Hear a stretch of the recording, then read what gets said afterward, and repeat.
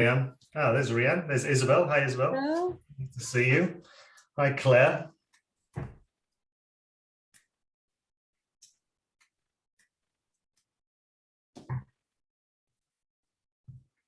So, well, I will do my quick intro, which nobody really needs to hear anyway. It's primarily, if you've been to one of these learning labs before, you've heard my intro, which is just to say welcome. My name is Oriane. I'm the managing director of the Socialised Institute, and we're really pleased that you're taking some time to, I guess, sit with us with the topic and get to know some of the people in the KDVI ecosystem and to hear from them what they're experiencing. The learning labs, as many of you know, were created during the pandemic as a way for us to learn what was going on with our clients and also other coaches and consultants on what they're experiencing. Many of you come from all over the world and you come from different organizations and often hold slightly different roles, although many of you are thinking about similar topics. And so to hear your experiences in these different contexts helps us as well. So I'm coming here today to take a moment to reflect and to learn from you and from Graham, who will be presenting today. Graham, as many of you know, is an associate at the Socialised Institute, but he also plays the role of professor at INSEAD, and in his previous life was working in the finance industry at Goldman Sachs. And before I hand over to Graham, I also want to just thank, you'll see Yuki, Stephanie, and Alicia, who have really been the backbone of organizing these learning lab conversations. We do now, it was started off as a spur of the moment thing to really address the pandemic. And now we found it a really wonderful way to reach out, to connect, to have you connect, and to just pause for a moment and reflect. So we've decided to run them bi-yearly. Claire Pointing, who's here, ran the first one of this season with Andrea Foote last week. And so now Graham is running the second one. And then, sorry, Stephanie, when is the third one running? The third, Thursday the 16th. Thursday the 16th. Claire Finch and Elizabeth McCourt will run a third one on the 16th, and that will close our year with a bit of laughter, apparently. So like you, I'm discovering, and I'll hand over to Graham. Thank you, Graham, for taking the time to create some space for us to just step back and reflect. Thanks, Oriane. It's great to be here. And this is a topic that's really close to my heart. And I think given what's happened over the last couple of years and given what's happening politically across the world, the idea of developmental theory and what sits behind it and the fact that we as adults not only develop, but as it turns out, need to develop in order to really address some of the problems that we face, not only in organizations, but actually at a societal level, it is really important. And I understand that many people in this room will have different levels of understanding of what we're going to talk about. The idea here today is to give you a little bit of theory and a bit of orientation towards the subject itself, and then at a granular level, give you an opportunity to reflect personally on where you are and where you might be on that continuum, which I'm going to explain, and see whether or not there's an opportunity to move further up that continuum, which of course is important in terms of development. So let me share my screen. We'll take a dive in. There'll be some time for some questions, hopefully at the end, if all things go according to plan. Let me just see, where are we? Okay, so can you just, Oriane, confirm that you can see a full screen there? Okay, great. All right. So I called this the shift from socialized to self-authored. It's a bit of a sort of an arcane expression. What do we mean socialized? What do we mean self-authored? And the reason I'm focused on that today is because that's where the bulk of the adult population lie in terms of their adult development. That's where they reside. And so it's very highly probable that most of the people in that room are somewhere within the spectrum from the beginning of Socialized right up until the end of Self-Authored. And I'll give you a few more details about that later on. So we might start by saying, well, you know, what are we here for? Now, what is it that we actually are doing? Why do we even exist? And we could say that maybe there are a couple of things around that. One would be what you see here, is to honor and experience our full possibility of being alive and to grow to our fullest potential. And we're going to try to think about what it means to really grow, because, of course, we're not talking about just expanding intellect, much more than that.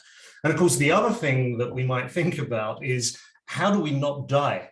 That one of the great endeavors of life is actually to survive, and maybe it's to thrive. And I would, of course, want to suggest that it is. And in this session, we're not talking about dying in the real physical sense, although we've all been touched by that a little bit over the last couple of years. But we're talking, when it comes to adult development, about not dying psychologically. How do we actually protect ourselves from dying psychologically, and how do we move forward psychologically? So maybe those are the two things that we're starting to consider here. And we could use this sort of image maybe as a useful image in terms of what we're talking about when it comes to adult development, because everyone will know what they're seeing here. You see a chrysalis turning into a pupae, eventually re-emerging from the pupa and coming out as a butterfly. And so this is a useful analogy in adult development because, of course, it's transcendent. The caterpillar, as I will say probably later on as well, is not meant to die as a more intelligent caterpillar, a more resourceful caterpillar, a more carnivorous caterpillar, whatever it's going about its business. It is meant to transcend. And of course, we use the word meant advisedly here. There's a meaning in that, and there's a reason for it to transcend. Why is that? Because as it becomes a butterfly, it starts to pollinate and repollinate. So it has very different endeavors actually after its point of transcendence, and so do we. So again, this analogy stacks up quite nicely.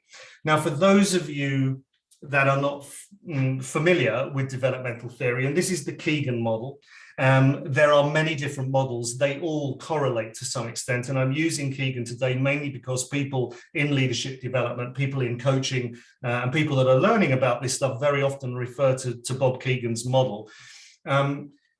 Child stages are stage one. We're not going to talk about that today. Then there are 4 adult stages, 2, 3, 4, 5, and I might refer to them from time to time as the number 2, 3, 4, and 5. Remember that the bulk of us sit between 3 and 4.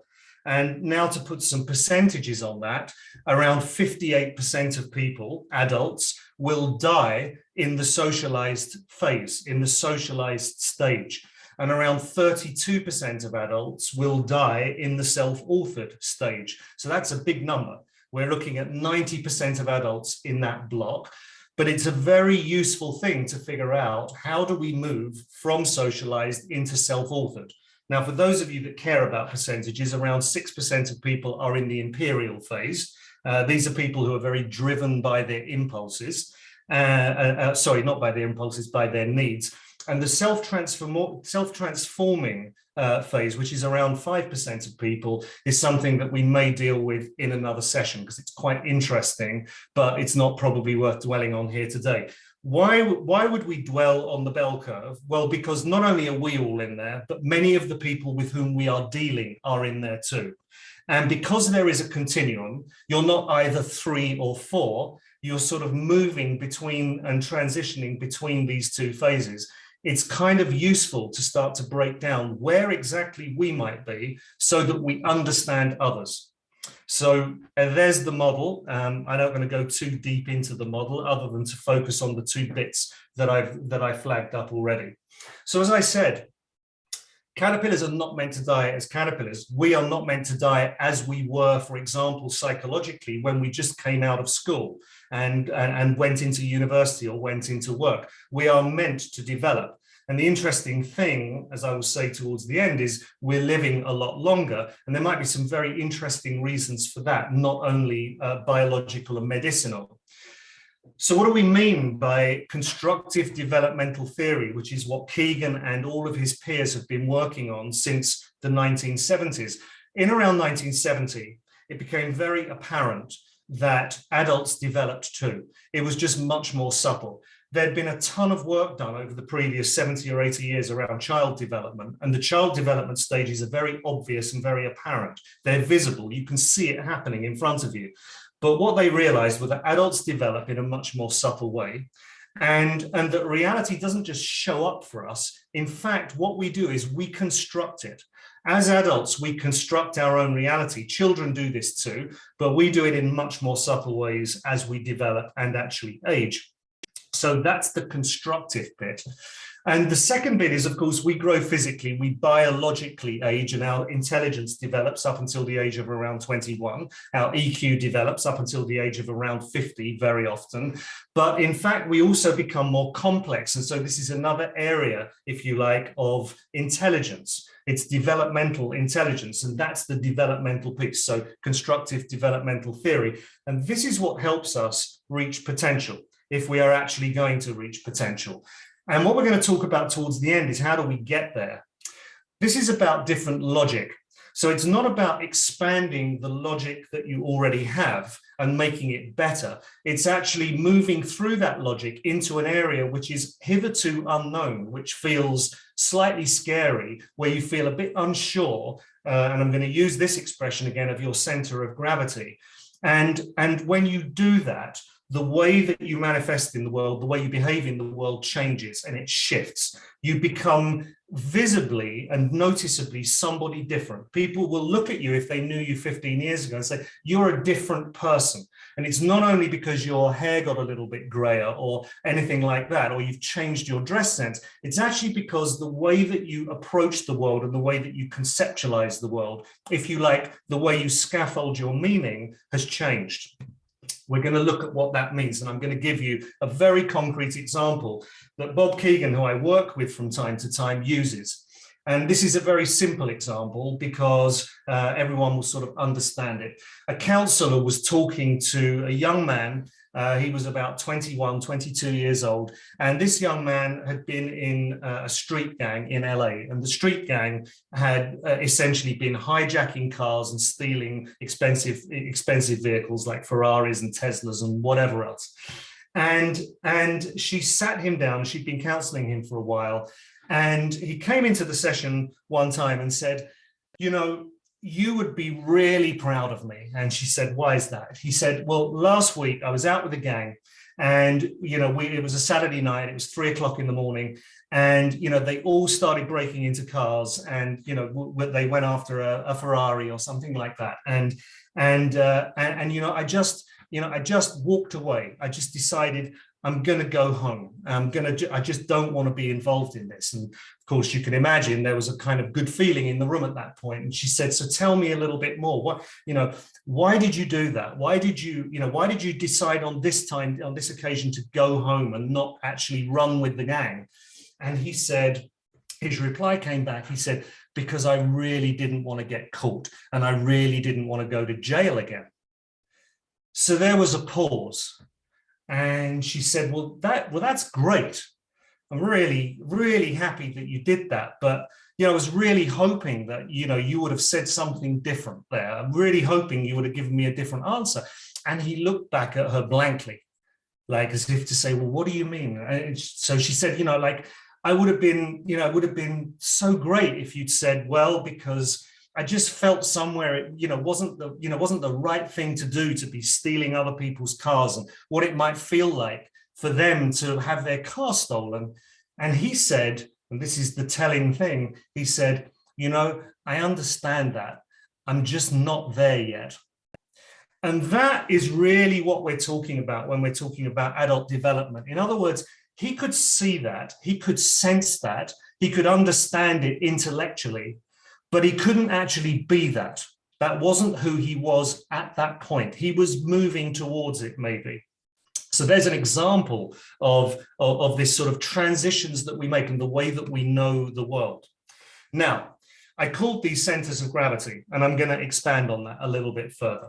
And again, we're focused, and I've deliberately highlighted level 3 and 4 because that's our focus today for the people in this room. But we have to look at the other two just to get a sense of what we're talking about. If you're at level 2, 6%, you're really focused on the very concrete consequences of what I do. You know, you want to meet your needs. You appear as highly transactional. You only care about what other people think as pertains to you getting those needs. And our impulses, which essentially come from childhood, get subordinated. So we've learned not to just grab a piece of food, but we subordinate our impulses, but we still want that food, and we're still going to try to figure out a way to get it, irrespective of who's sitting around the table.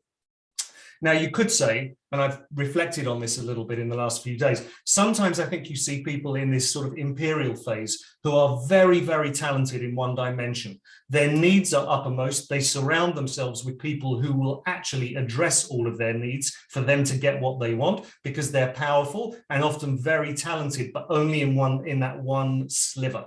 And so they find ecosystems that work for them in that regard. Now, the socialized phase, we're going to put some attention on this today.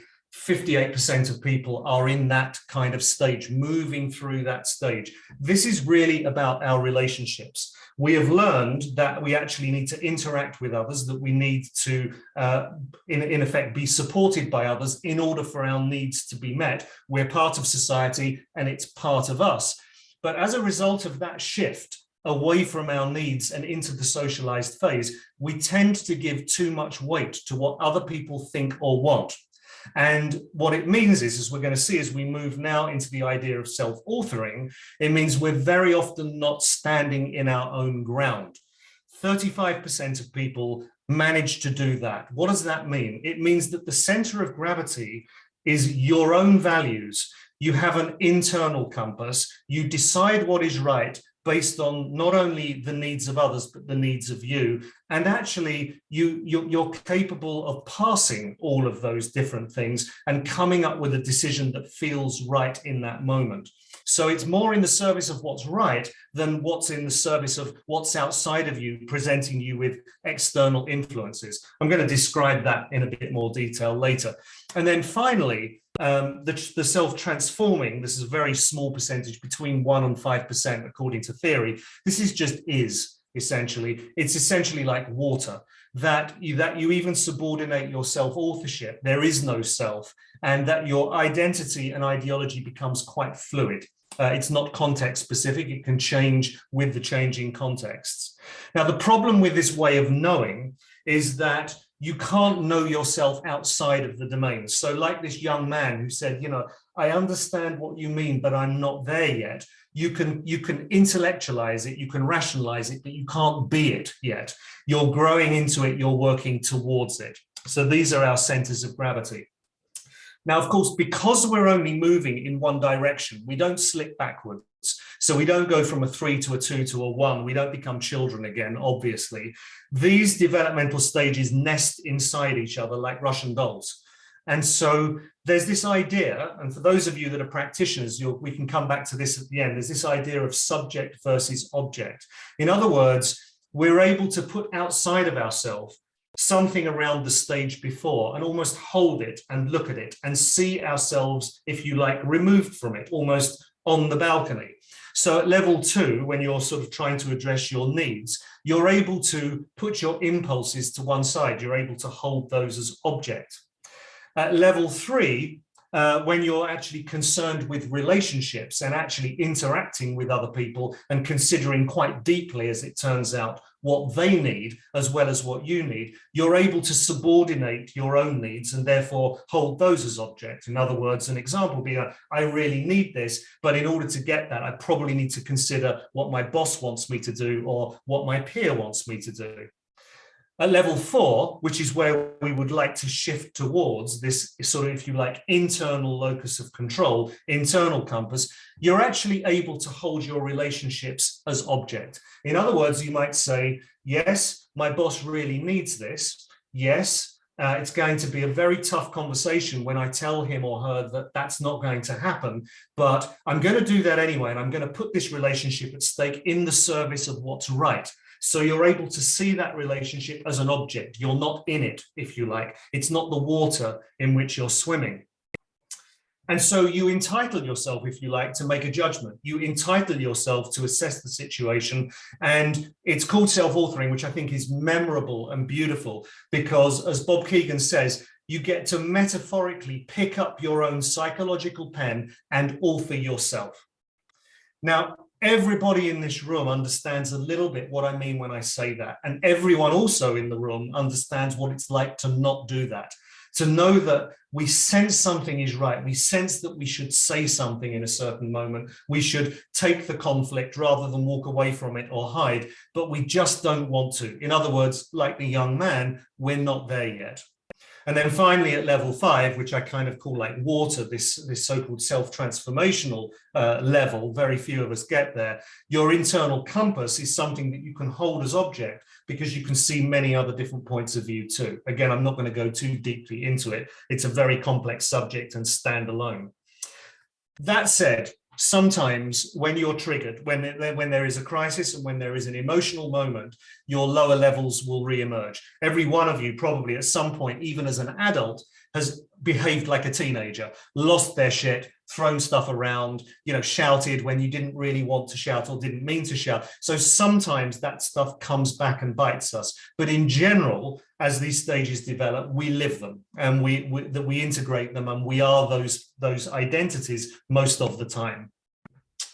So they sit inside each other. Sorry, I just skipped a slide there. Another good example that Bob uses, you might have seen him talk about this, is this sort of, these developmental ideas around binary thinking, pluralistic thinking, dualistic thinking. This optical illusion, is a good exemplar of that. You look at this picture, you can see an old lady on the one hand looking to the left, you can see a young woman on the other hand looking out slightly towards the back left-hand side of the picture, but your mind cannot see both at the same time. It's a good metaphor for how we are really when we've just come out of school. We see the world a little bit binary. The shades of grey are not so apparent to us in our way that we know the world.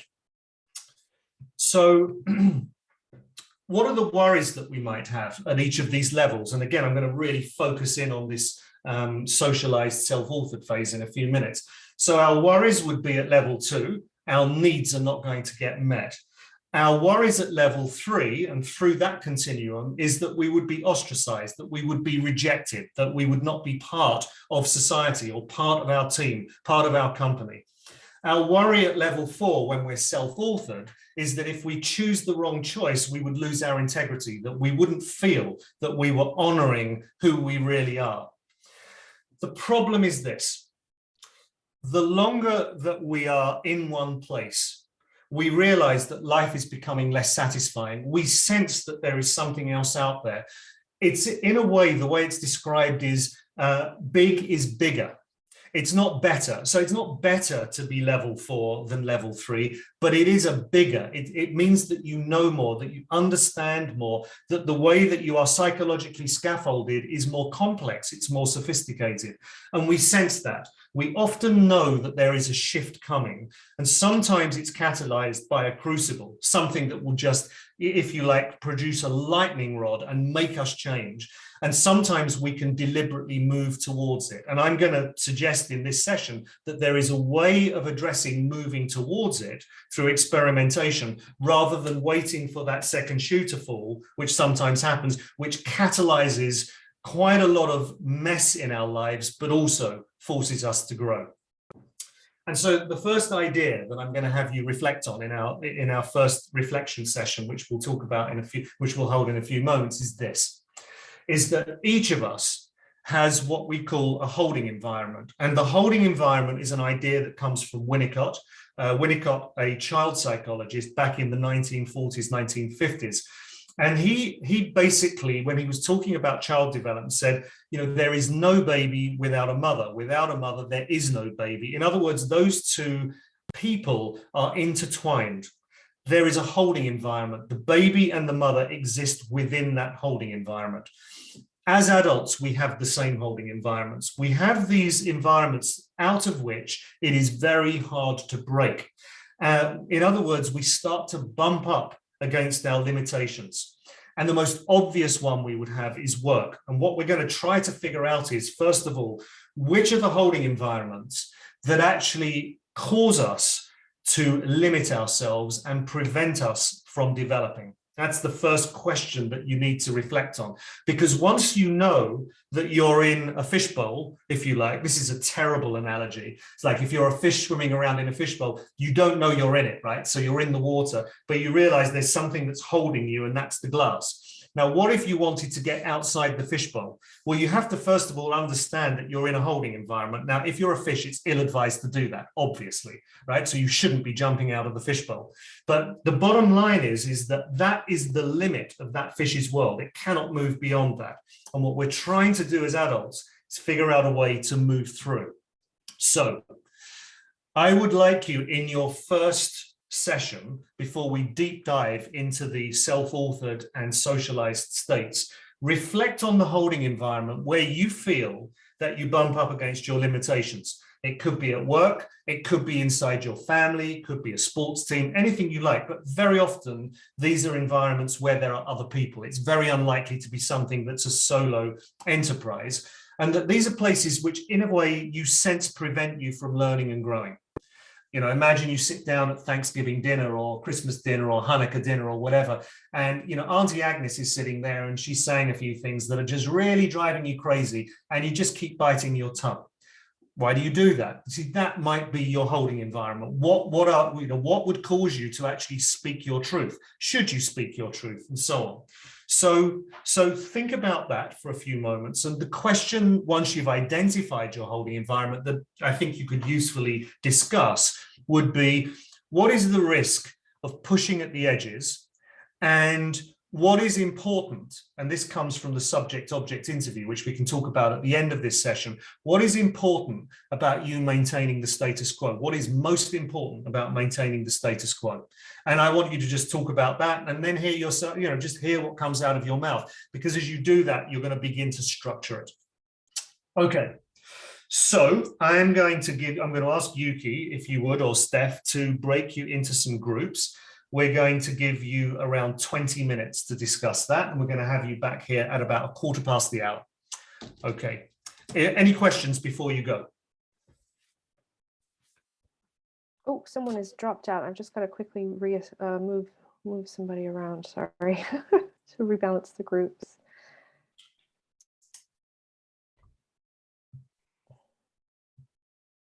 All right, I'm going to move everybody now. Have a great conversation, and I'll see you back here in 20 minutes.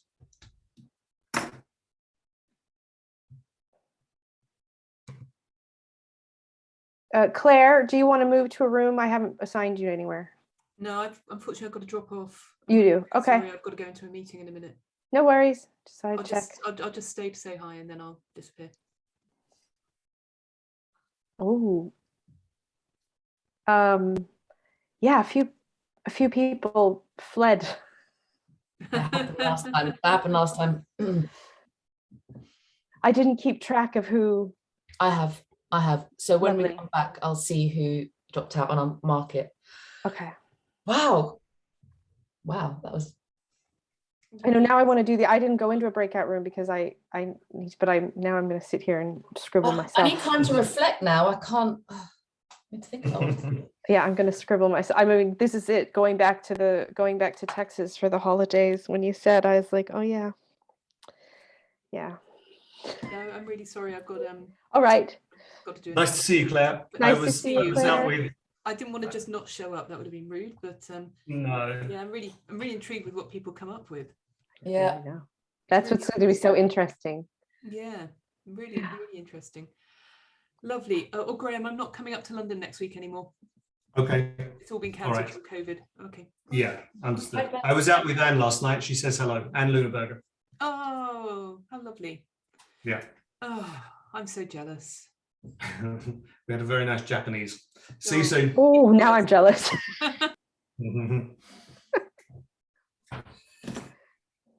All right. All right, so let's check the time. So everybody's going to be back Why don't you say just after 15:15, because we only really just got them in about 2-3 minutes ago. So why don't we say about 22 past? Is that right? Yeah. And then we'll do another 20 minutes and then we'll do another 15-minute breakout. Okay.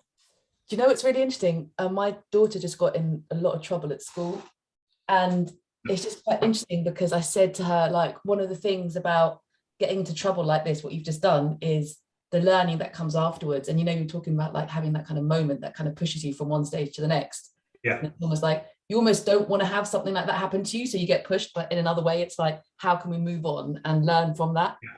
And it's just it just made me think about that. I was like, oh. It's right. I mean, it's true. It's the pinch points that help you learn, or not. I mean, some people don't learn. They repeat the error over and over again. But if you can stand back from it, that's where you actually get some. And of course, as an adult, it is more subtle. Yeah. I mean, that's a very easy example for a child, and it's a very easy example that I gave with the stealing the car, because it's so obvious what you should and should not do. Yeah.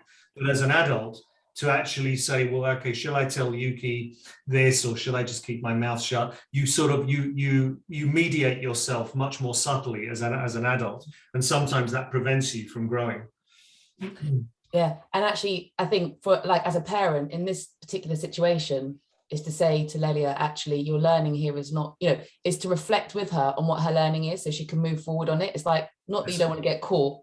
That's not the point. I mean, that is a point, but that's not what you want to necessarily be the biggest learning point. It's actually like, how do I move on from this? Yeah. What would you do next time? What would you do next time? And that gives her, that's sort of leading the witness, because it's sort of obvious how you answer that. And then the real question is, why would you do it differently next? Why would you do it that way next time? Right. And that's where you can figure out where they really are. Is it because I don't want to get caught? Or is it, well, mummy, it wasn't the right thing to do to throw a bottle of ink at somebody? Yeah. I don't suppose they use ink anymore, but you can tell when I went to school. You're not that old. We used to use a quill. Oh, it's really I was supposed to be working. I was like, I'm gonna do loads of work, and I actually just sat there and Steph, you're not supposed to be working. All right, let me look through the rest of my slides and make sure that I get a feeling I'm going to run out of time here, so I'm going to have to. Always got more stuff than you think. Hang on, let's see.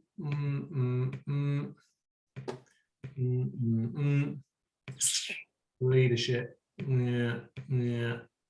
Okay, yeah, I think we can do that. I'll go quick.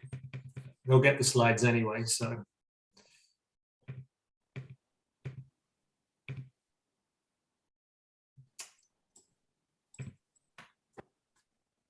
I know there's lots of furious scribbling. People love a statistic or a they do, or a thought leader. Can use that next time.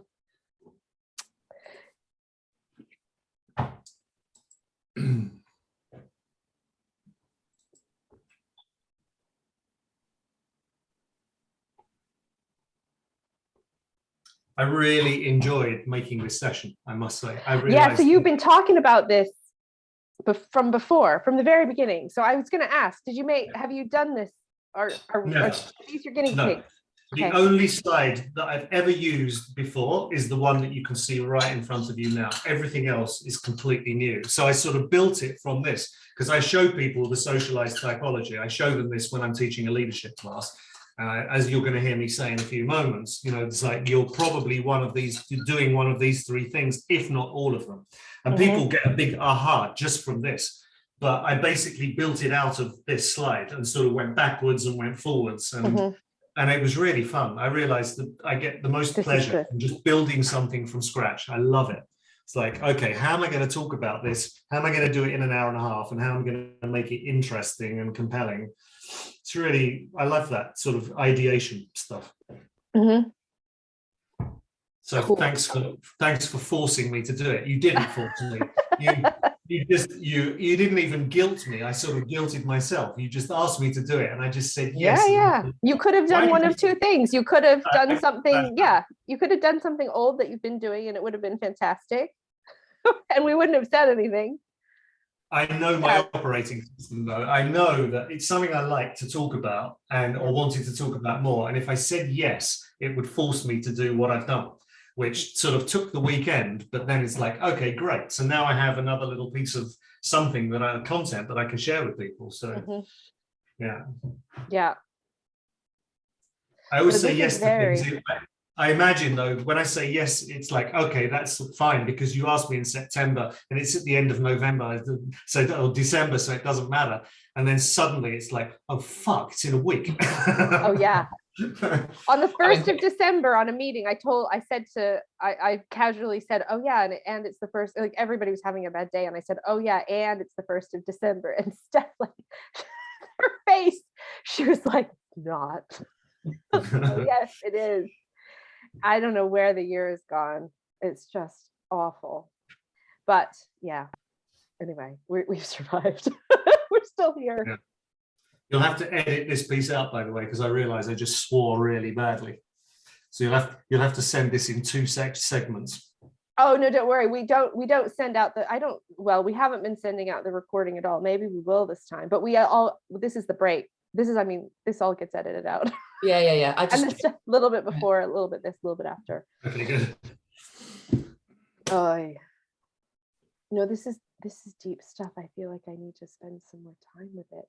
You could do like an ideal thing for this. Now that, I mean, you've banged it all together, but it feels like it needs at least a half day, and you could spend a whole day with people on this. Oh, you could do this. You could definitely do a half day on this. Yeah. Mm-hmm.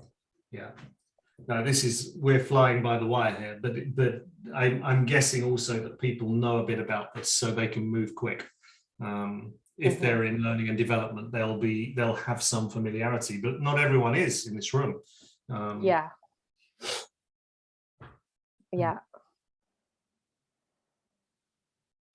right.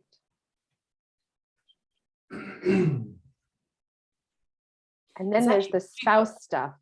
Yeah, you know, it's super personal. Like you could go super personal on this. Yeah. Like in Manfred's last webinar that he did, was it INSEAD? I don't know what it was supposed to be about, but he just kind of, obviously what was on his mind was stuff about partner choice. Yeah. And then about, over time, and everybody got into it and like talking about sort of how things change over time. And this stuff is this stuff when you're moving through life phases and the pace changes from one person to another in a relationship is also interesting. Yes. Yeah. I'm not sure he's the best person qualified to talk about it, but that's he just went on.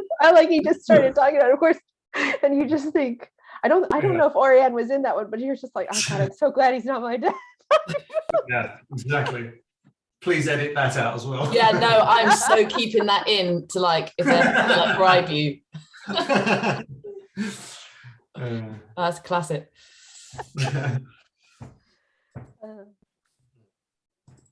Right. Oh, it's a lot. I'm sure for them it feels like a short breakout room, but it's still they're only 9 minutes. I mean, they have 9 minutes left or 10 minutes left. Oh, that's okay. All right, good.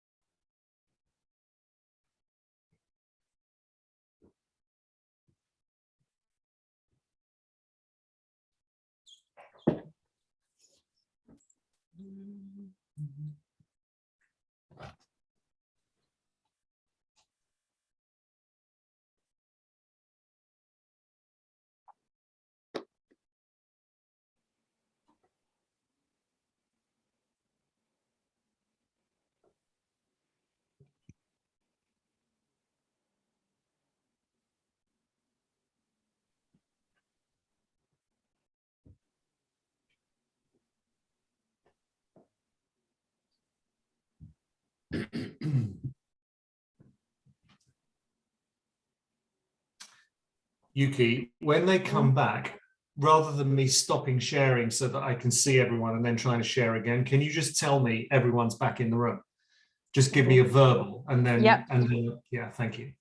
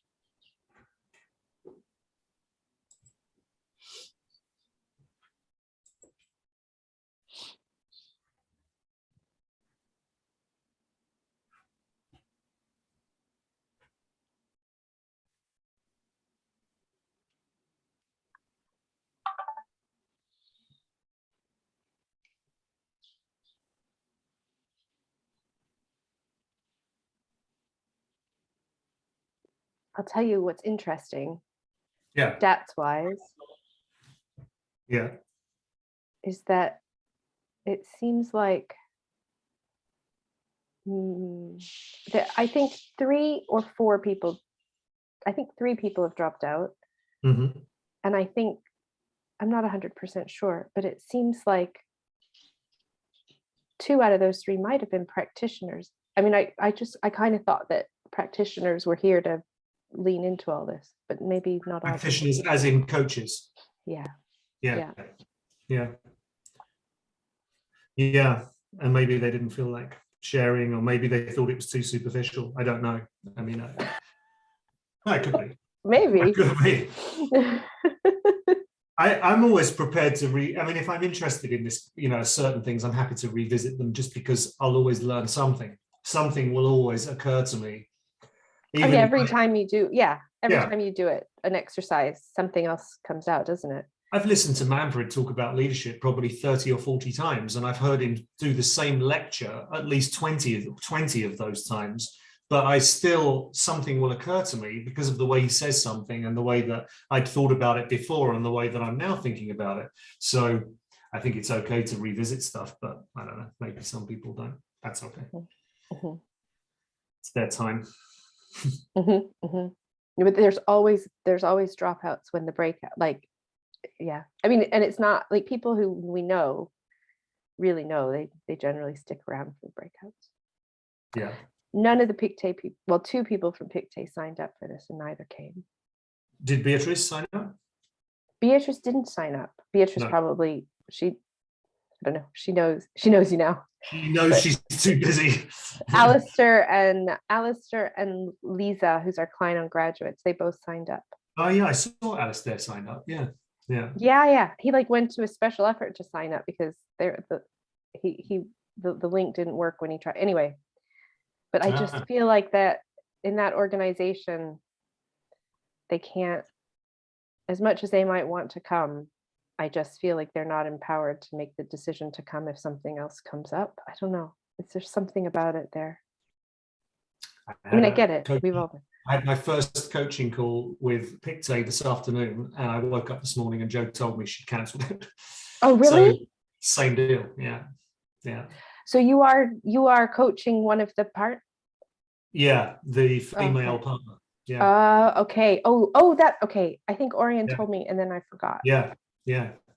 But we met at the Arts Club, and we had a sort of dinner and just sort of got to know each other because she was coming to London to interview somebody. But then today was our first sort of coaching session for real. Woke up this morning and she's cancelled it. So yeah, funny place, isn't it? It's a funny place. Nobody's ever on time for a meeting and things get canceled, and even at the graduate level they're just not showing up to things. Like, it's just pervasive in the whole place. It's okay to Really?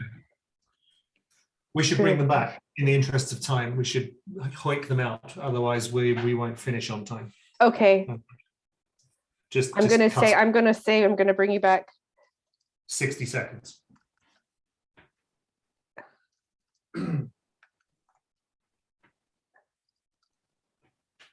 And tell me when they're here, yeah.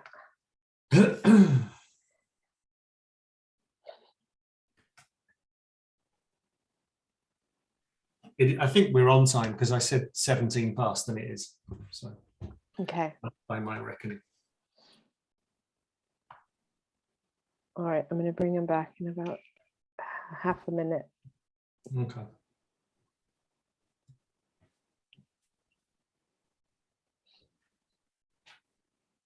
Can you put them back in the same groups? Yeah. Great. Okay.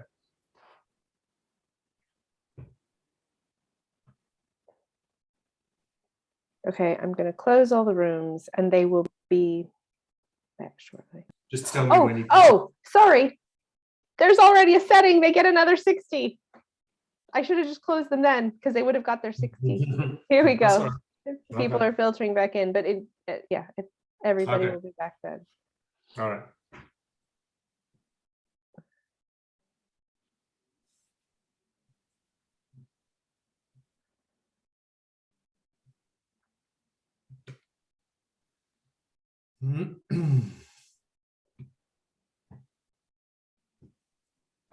All right. 3 of the groups are using up every last second, I can tell. All right. They've got 10 seconds and they will, kicking and screaming, come back. Yeah. Well, they can always get together and after this.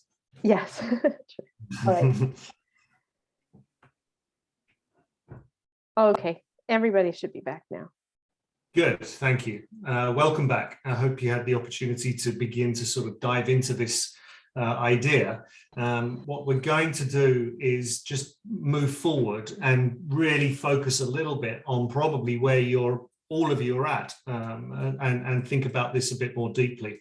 So in the socialized phase, which, as I said earlier, is close to 60% of us, you're likely to be identifying and doing one of 3 things in terms of the way that you value yourself. And you can see what those things are clearly on this slide. And what would be useful is to actually identify which of these things you often do, where you place yourself.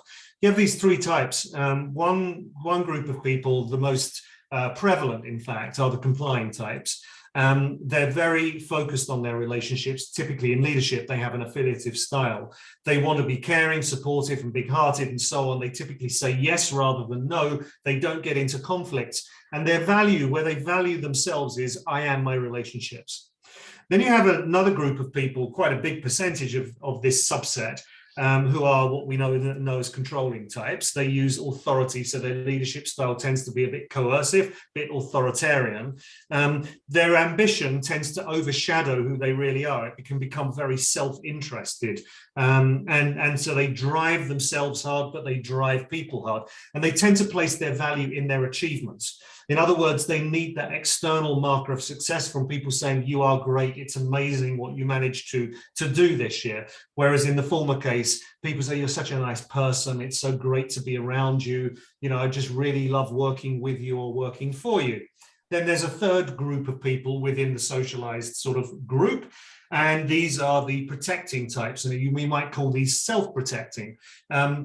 Their identity is constructed normally out of their intellect, being the smartest person in the room. I am my intelligence. And again, you probably, for those of you that know me, I used to work in a professional service firm. You know, there's a lot of people around who are doing that kind of thing, trying to be the smartest person in the room, often, you know, create some distance from others. Not very easy to get to know people like that. That idea of valuing your intellect creates a form of separation. Now, in each case, doing anything other than these things feels a bit risky. We get very identified with the very positive elements of doing these things, such that we cannot grow and develop because it feels like it's going to take us way out of our comfort zone.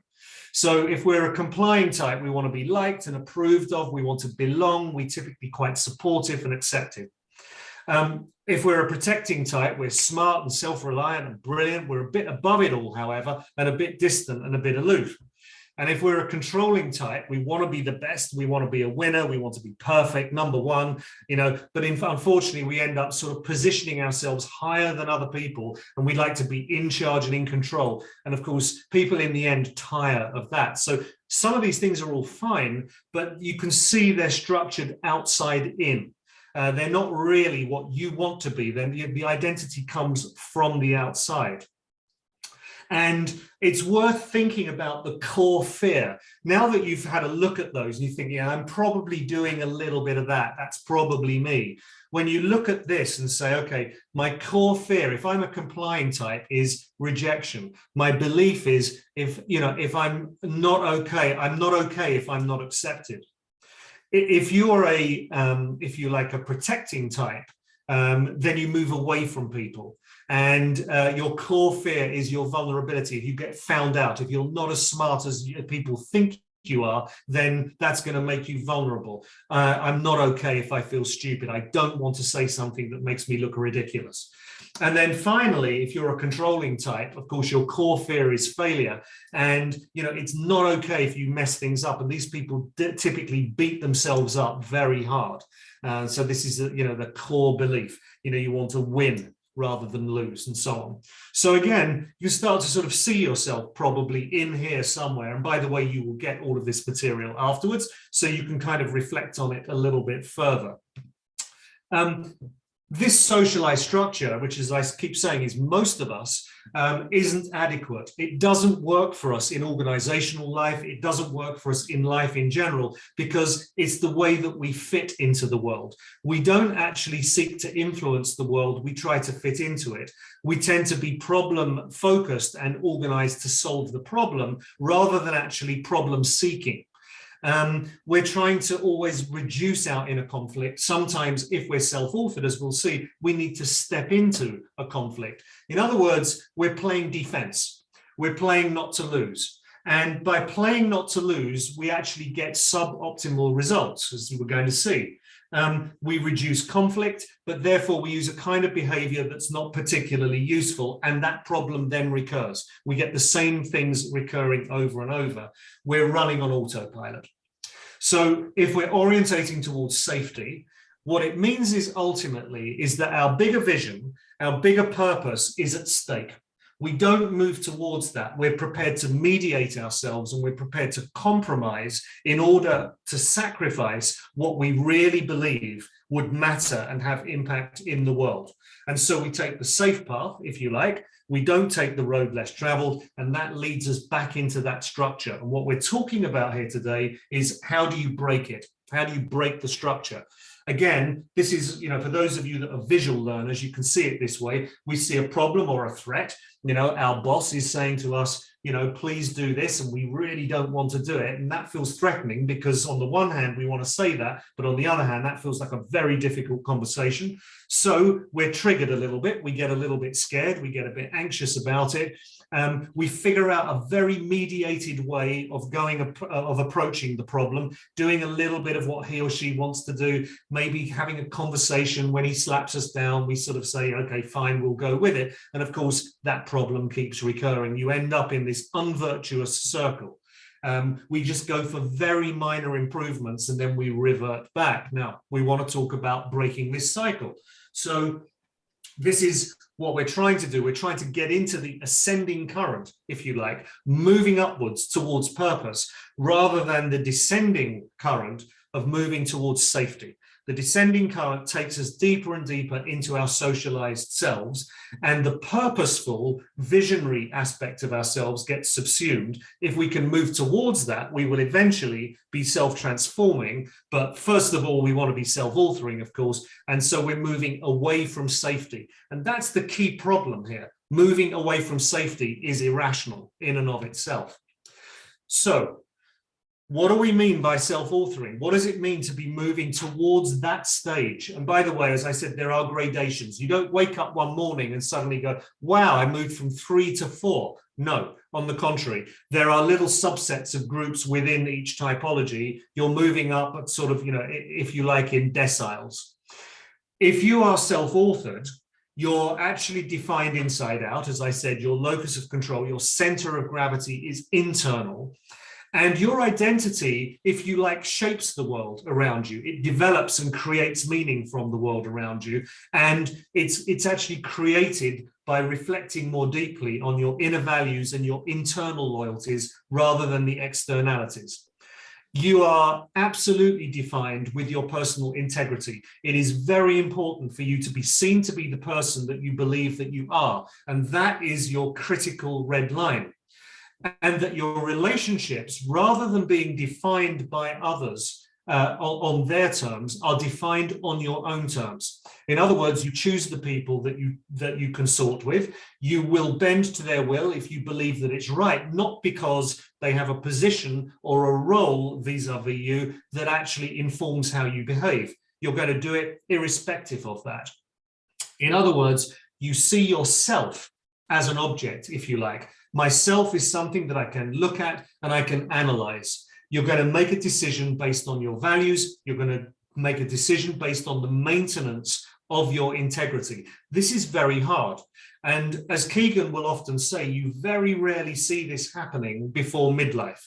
Now, we could talk all day long about what midlife is and what happens in midlife, but essentially around midlife, a certain group of things start to show up that force us to deeply reflect on what we want and who we are, namely that time starts to accelerate, that our children, if we have children, have started to leave home and move on, that our parents are getting older and we tend to be looking after them rather than them looking after us, and so on. And that causes this, if you like, this revelation in our world, which is, wow, soon I'm going to be the last generation. Time is running out. If not now, then when? It's time for me to be who I was really meant to be. And so midlife can create that catalyst, that crucible, but actually what we're going to see is we can create it for ourselves. So this little optical illusion, which is something, again, that Bob Keegan very often uses to sort of qualify our later development stages. Again, there's an element of dualism about this, but it's more subtle. There are still two figures. There are animals and people, but there's movement between those animals and people. There are shades of gray. There is nuance. And so this you could usefully utilize as a metaphor for our later adult development. There are still choices to be made, but they're much more subtle choices. If we're talking about leadership for a few moments, moving from outside in to inside out, we're not defined anymore by what others have told us to be. We're defined by our own self-validation, not the validation of others. We are independent and we are autonomous. We actually make our decisions informed on what we want and what we think is best, a combination of that. And we're now playing to win. So instead of playing defense, we start to play offense. We start to do what is right. We understand that the real enemy is ourselves. This is a Dostoevsky quote, of course. This is not original, but I've seen the enemy and it is me. And that's kind of useful. In other words, we stop ourselves before we go to comply with something that we know instinctively is not right. And we say, no, on this occasion, I am going to do the right thing. I'm going to say the right thing. And I know that if I don't, there's only one person that gets held to account, and that's myself. So we risk disapproval, we risk controversy, We risk showing up where before we would actually maybe hide away in the shadows and be invisible. And we risk really seeing who we are, because we have to begin to stand for that. And that means everything, because of course, who we are is what we're not. And what we're not is very often a disappointment to ourselves. And so we actually get ourselves, if you like, very much more sharply defined when we move into the self-authored state. It has its pros, but it also has its cons. It becomes, in a way, a heroic journey, because what we start to do is we start to follow our deeper calling. Now, a good example, and Rianne is in the room with us, she will know this because we work together in investment banking, is that at some point when I was 40, I decided this is no longer for me. And I made an irrational choice, according to people that were looking at me. It's like, why would you leave investment banking when you could have a great career here at one of the better banks in the world? And it was because there was something else that I wanted to do. And that thing that I wanted to do felt much more important. And it felt like it was really me. And I was no longer prepared to subordinate that to what the external world thought was actually a more valid way of being, namely, be a banker, be a lawyer, be a doctor. It was actually, no, I'm going to follow my own calling, which feels very unsafe.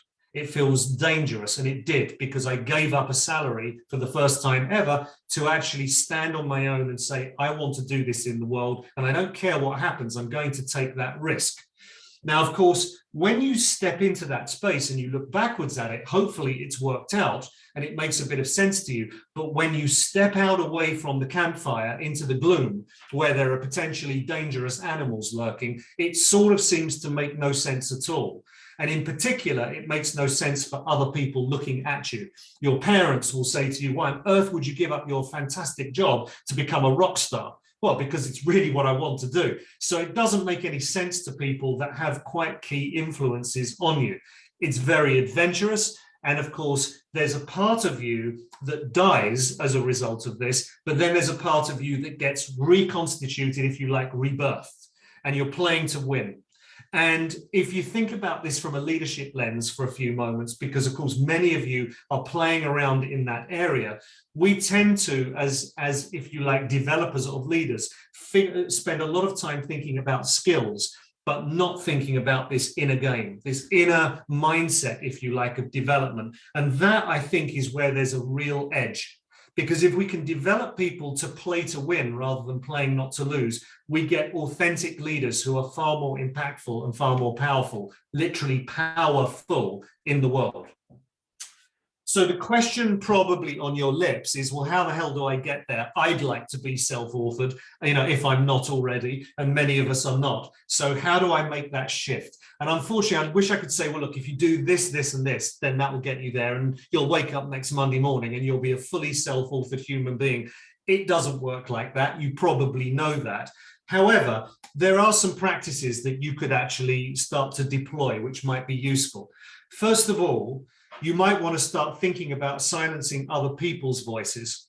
And that means by listening to your own voice more actively. And that will only happen if you create time for critical reflection, for meditation, and to be more curious and open about what others think and feel, but with a, if you like, a rather objective mindset.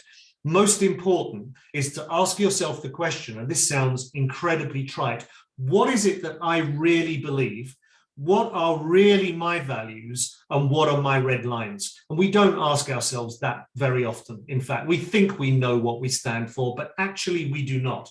And so it's worth doing an exercise like that so that you understand where your red lines are and when they get transgressed. An example would be, people that trot out all of these kind of platitudes like, doubt is the beginning, not the end of wisdom. And we go, yeah, no, definitely, absolutely true. Well, is that true? When people tell us that, something like that, well, is doubt the beginning, not the end of wisdom? Hang on a second, I'm going to think about that. Actually, no, I don't believe it is, in fact. So we need to start questioning stuff. And this is this curiosity. Why am I going to take for granted what senior people or what influential people tell me? No, I have a right to question these things too. I have a right to build my own philosophy. And the way that we can do that is actually to begin to tell people what it is that we feel. We're going to need to be courageous. And of course, by being courageous, it means taking some risk. So saying it out loud, not just believing it or thinking it, but actually saying it matters. As you say it, you restructure it and you structure it, and people hear it, and then they begin to view you differently. And sometimes that's going to run you up against the system, but that's a useful way of developing. So it's about discovering your own needs as a human being and going after those things and making sacrifices for them, sometimes in organizational life. And when I say needs, I don't mean personal needs, I mean the needs of the system or the needs of the team, and standing in the wind when it starts to blow very hard.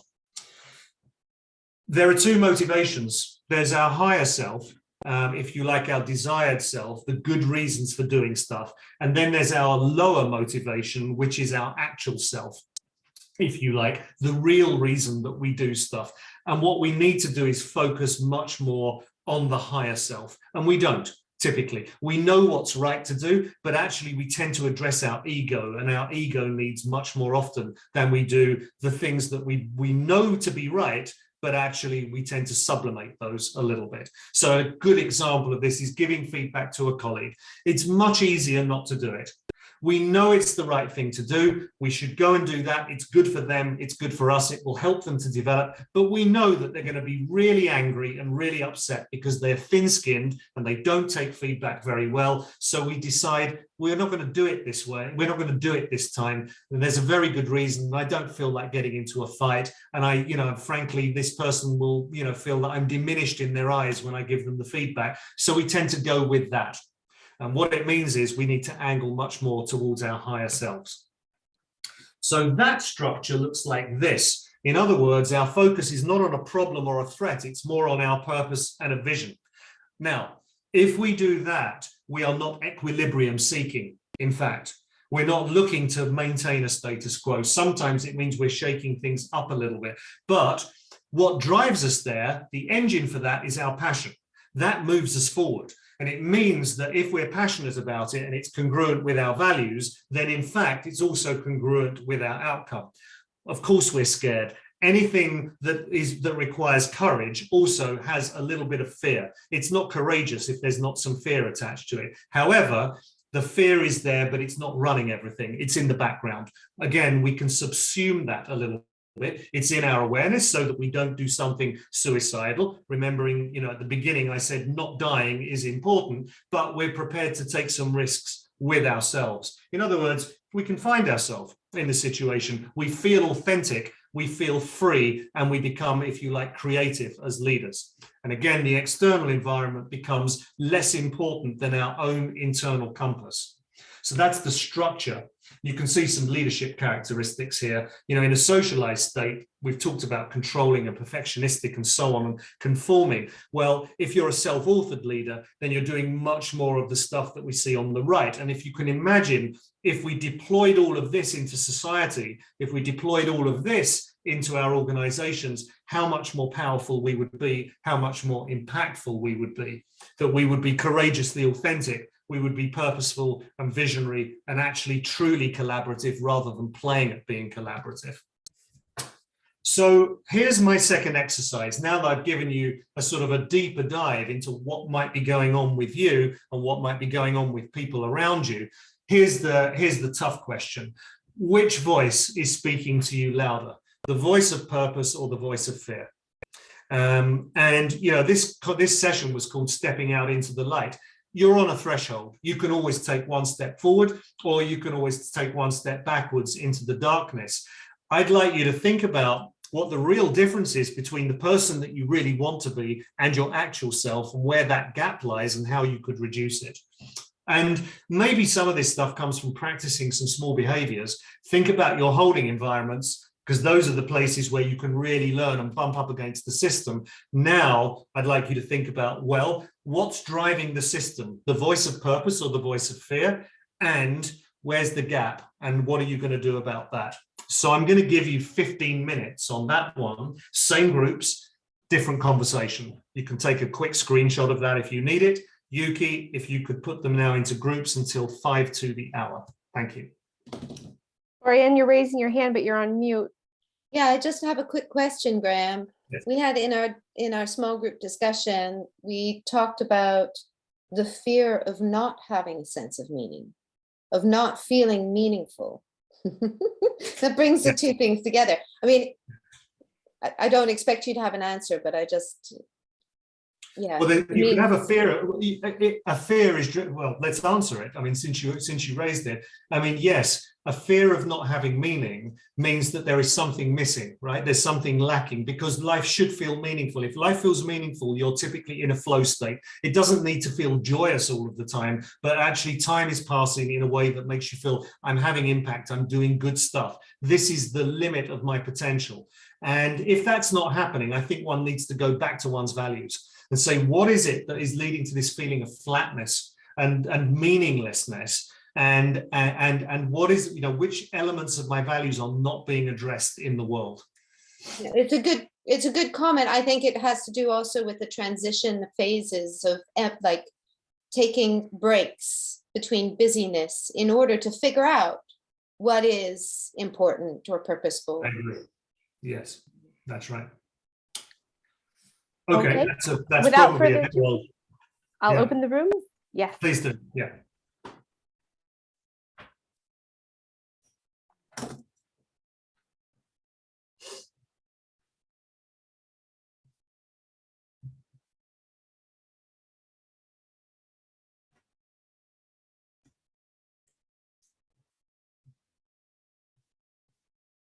Everybody's in. Everybody's in. Oh, this is the session that leaves everybody hungry for more. What we can't, because of time, what you haven't been able to do is get people to kind of share back what was in their groups. But Oriane, Alicia, and then we have another kind of spy, Keith Porter, are in room. So we'll get them to tell us, maybe write a little bit after what came out. Well, also it's very personal. It's potentially very personal, and so we might not, you know. We don't need to know or share. It's just kind of how. I mean, you must be curious, like, how is it being received? What are people doing with it? Yes. Yeah. That's the thing. All right.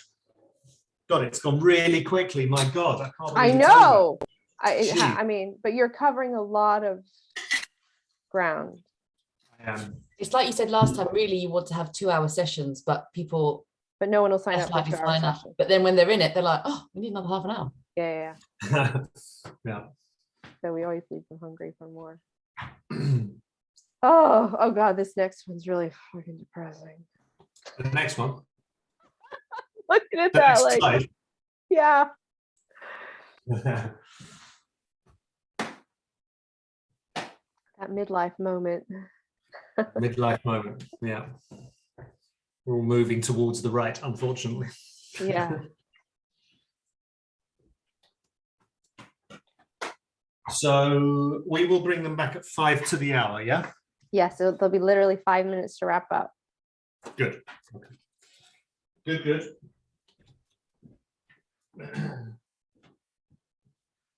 I had my booster yesterday. Oh, God, that's brave of you to come and do this. Yeah, I didn't realize it was going to be right the morning after, but actually Ava got really hammered by it, and I got a very sore arm, but that's it. So yeah, I don't feel too bad, but she's gone down like a ton of bricks. She felt horrendous yesterday. Mm-hmm. Affects everyone very differently. Mm. Most people I know have felt rough. On the booster or on the booster. Yeah. My husband's just gone to get the booster. He came in to tell me he was going to get the booster. I don't know how many times I have to say, can you please not disturb me between 11 and 1? I saw that, and I saw you, and I saw that, and I saw your face. You were just like, oh my God. I was like, what do you want me to say? Not only did he didn't just say, like, I'm going to get my booster. He like needed to come and whisper in my ear again and make sure I heard him and I acknowledged. Jeffrey would just send me a text. It's just like life in, life in lockdown, where we used to go and be away from each other for 8 hours of the day. Now it's all together all the time. All together all the time. Well, plus the electrician's here, which is the other thing about the whole planning. Like, okay, 11 to 1, I really need to be all like peace, but then you forget, like, oh, yeah, actually I have to leave for a booster, and like, I don't know what's going to happen. Steph, at least the breakout will be done. But last week when the electrician was here, he cut through a water pipe and all hell broke loose. So hopefully that won't happen. Really? It turned out, I mean, it was okay in the end. I mean, these things happen, and then it's chaos, and then they fix it, and then it's okay again. Yeah. I'm so glad I don't do things with my hands. Yeah, me too. Me too. I'm just so useless. You've got a very handy husband, haven't you, Steph? Yeah. Yeah, you have, don't you? Yeah. Lucky. Yeah. Those Shirley Smith boys, they can do anything. I feel completely inept around people like that. Bloody useless.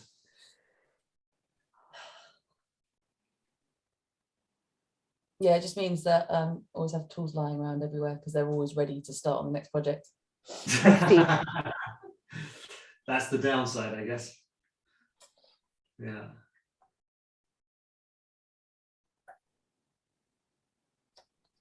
Mm.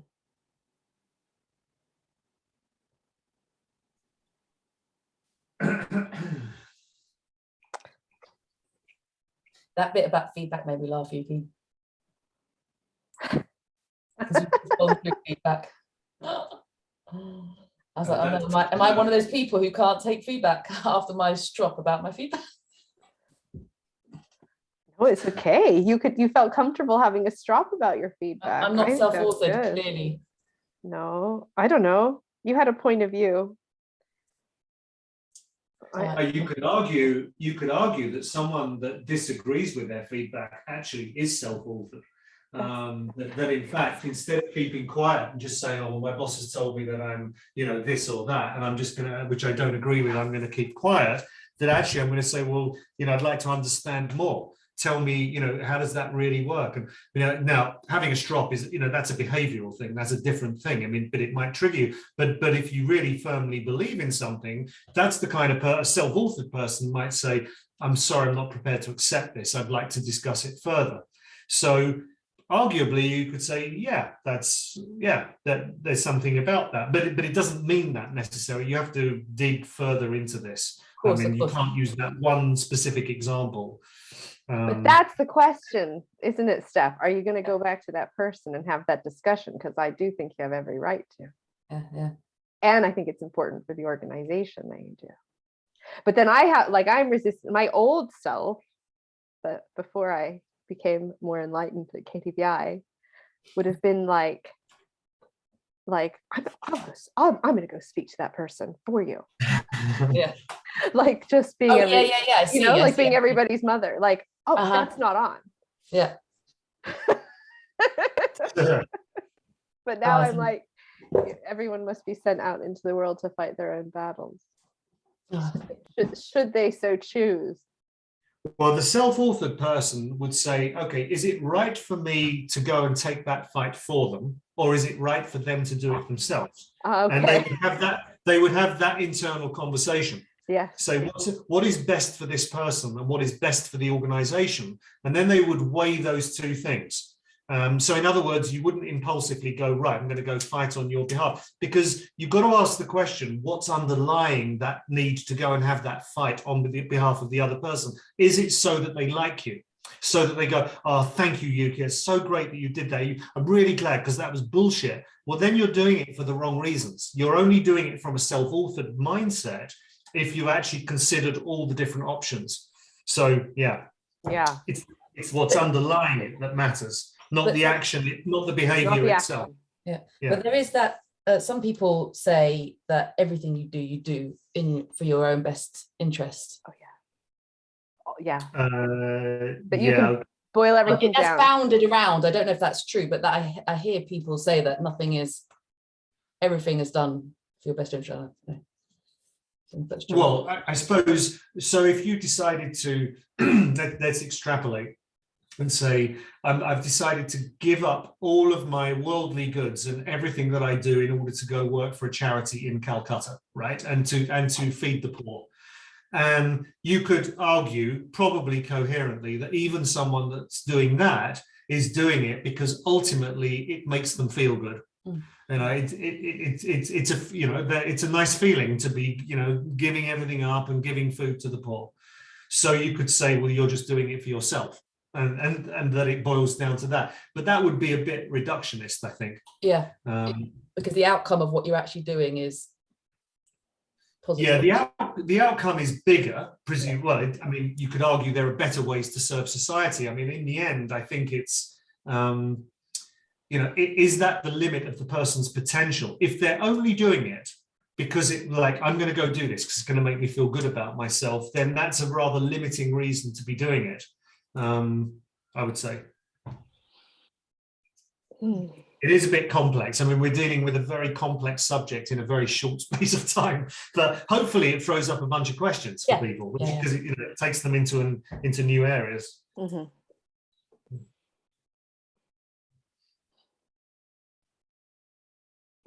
There'll be a spike now in buying of Bob Keegan. Oh, not Bob, sorry, of Keegan's. Yeah. Books. Bob Keegan. Yeah, it is Bob Keegan. Oh, I thought I was. Yeah. There will.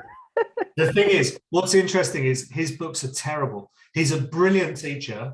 He's a really great person. He explains his stuff really well. He's very articulate and very thoughtful, but his writing is atrocious. It's so dense, it's almost incomprehensible. So he's better to go and sort of go to one of his programs than he is to read his stuff.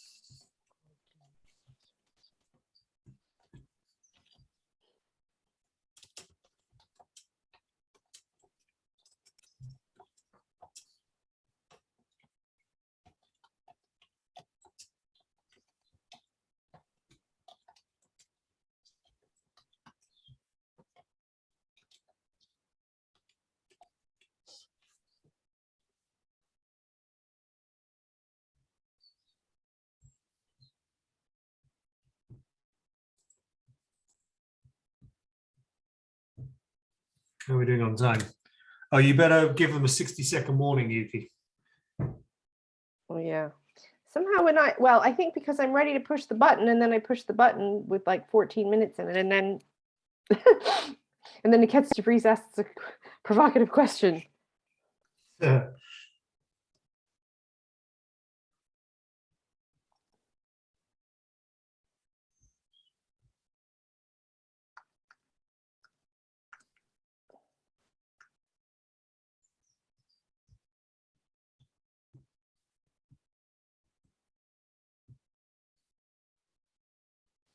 Okay, I'm going to let them know in advance.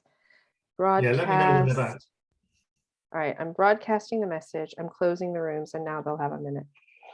Now it'll be 60 seconds? Yeah. No, Okay. for real. So they'll come in, should be at 55 on the dot, so you can close. Okay. Can I? Oh, never mind. They'll be back any second. I want to ask you a question right now. Tell me when, yeah, because I can't see. Yeah, okay.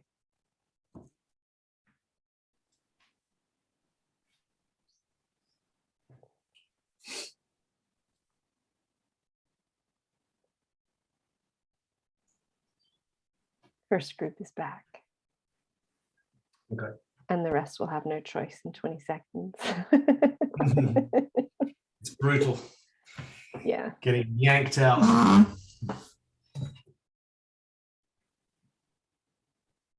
It is difficult to, yeah. In these conversations, it's difficult to shut them down, but everyone has been pulled back now. Okay, great. Thank you. So I hope you had an opportunity to have some sort of further fruitful discussions. I'm going to wrap this session up with just a couple of things. I think to come to one of Bob Kegan's final ideas, which you can watch a little video that he made on YouTube called the Further Reaches of Adult Development, where he makes a speech to the Royal Society. I think it's about 15 minutes, maybe a bit longer. But he talks about this idea that he's latterly come up with, and this will come right back to what I said at the beginning of why we're getting so old. You know, you can see on the screen in front of you, our biological journey, if you like, that we're all sadly headed towards the right-hand side of this screen. And you might say, well, so what? And there is actually something kind of interesting in that. And what's interesting is that we are the only species that we know that exists well beyond our reproductive usefulness. And we exist well beyond it. It's not just marginally beyond it like most, it's well beyond it. And we might ask, why is that happening? And he's asked this question sort of himself and reflected on it because it's relatively recent. And what he says is, well, you know, if you wanted to be simplistic about this, you could say, well, we're just very clever people and we've found, you know, great technologies that keep us alive a lot longer, but being alive in that way isn't necessarily of a great deal of value, because sometimes living isn't just the answer to it all. We actually need to live meaningfully and actually feel good about the bodies that we're inhabiting. And sometimes that's not the case. But he said that's a rather simplistic response. He had a more complex response to this, which is, he said, if you zoom out and you look at a species and it's adapting and it's changing, then there is something profound about that. And you might want to ask yourself why that's happening. Why is it that it's relatively recent, in the last 500 to 1,000 years, that we've started to really expand beyond our sort of, if you like, our longevity?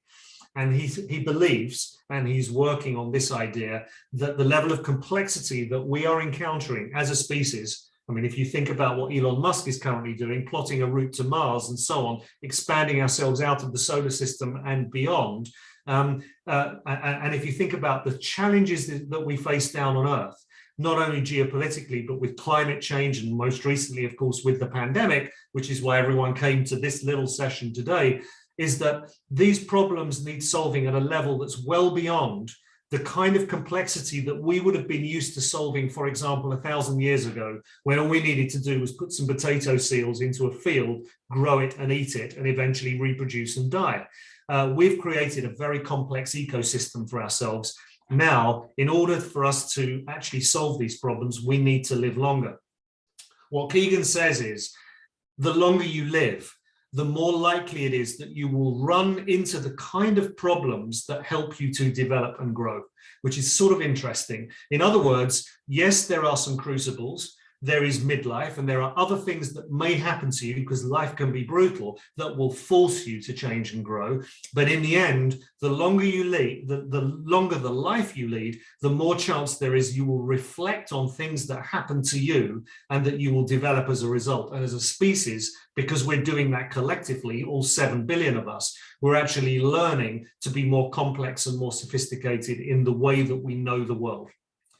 So finally, a little quote from our founder, who said, well, twice-borns, people that have gone, if you like, some upheaval, whether it's moral or spiritual, a near-death experience would definitely tick the box, can transcend their limitations. They may succeed in escaping this so-called self-imposed mental prison and discover imaginative ways to deal with adversity. And that's what we're talking about really throughout this session, that whatever it is, whether you're going to grow through this crucible idea or whether you're going to grow deliberately and intentionally, you're going to have to go through some upheaval. It's going to be tough. It's going to require courage and a little bit of heroism. But actually, as a result of that, you will become better, more impactful, and more sophisticated as a result. So with that, I'm going to stop. We probably have about 60 seconds, which isn't a lot of time. No, in fact, I'm bang on time. What we'll do is, if you have any thoughts and reflections about this, everything we've talked about, please send them in to Oriane, Yuki, and the team. If you have any questions, please send them on, put them on the chat, and I will try to answer them. Of course, I'm no expert. I'm just learning about this like you all are. But if you have things that you'd like to discuss or questions, I'm happy to try to answer them. So thank you for being here today. And I'd like to finish on time. I'll hand back to Oriane. Oh, I didn't expect to be handed back to, Graham. Okay. I'm still thinking Right. about the topic, and I got a comment.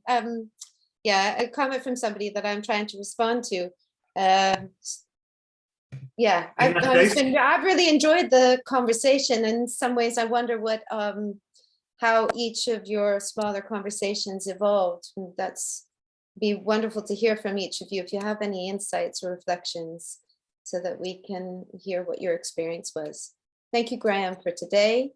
And yeah, and for those of you we won't see in the next one, have a wonderful holiday. Thank you to my group. We had a great conversation, I think. And for those of you who can make it to our final session, I really look forward to seeing you there. Thank you again, Graham. Thanks a lot. Nice to see you all. Thanks for joining.